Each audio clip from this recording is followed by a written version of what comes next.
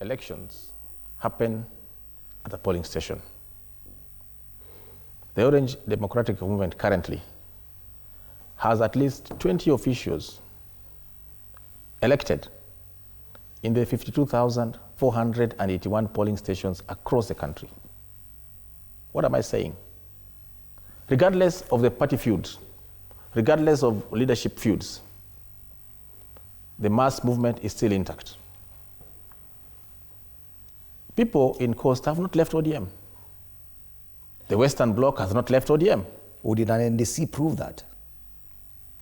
You see, Fred, we have a party structure that is so reliable.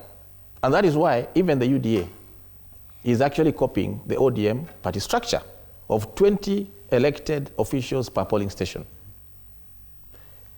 Of course, the death of our party leader caused a dent to the party and to the image. And as Mwalimu Sosiona said, we are still mourning.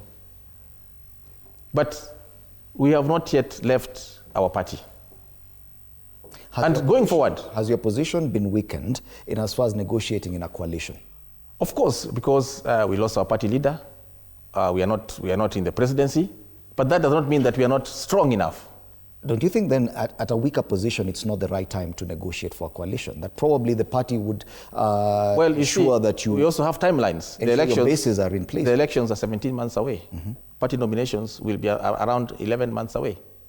So time is not on our side. You see, my friend Dr. Mbai there talks with so much authority. I know he comes from one of the small parties. He's an official of DCP. But the last time I checked, that party has not even set foot in my constituency. You can't win the presidency by sitting in Nairobi and having meetings in hotels or coming to the media. You must go to the polling station. And that is what ODM did, and that is what William Ruto has done. Today, these two parties have at least 20 officials per polling station. So 20 plus 20 is 40. How can you beat such a juggernaut if you are in your right thinking frame of mind? Don't you think and don't you believe that UDA is a bigger party now than ODM? In these plans for coalition, UDA is a bigger Going by party strength or parliamentary strength, UDA obviously is larger. They have more members than we have. But we come second. So when you add number one and number two together, that is a political vehicle that you cannot beat.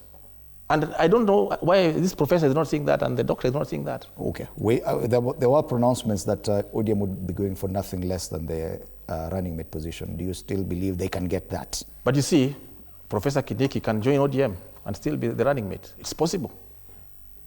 What's the problem with that? Okay. So ODM will still be going for the running mate position? It doesn't matter. The president himself may become a member of ODM. Okay. He'll be the presidential candidate. And he'll be the presidential candidate. In fact, we are working... As far as coalition building is concerned, Bwana Sosiona, it does not help to be the weaker member. When Raila Odinga joined the broad-based government, it's because the president knew that this was the only person who could help him in this. In the absence of Raila Odinga and the kind of fractures we're seeing in ODM, they are going into this coalition building process as a very weak team. I think that is a wrong perspective to look at.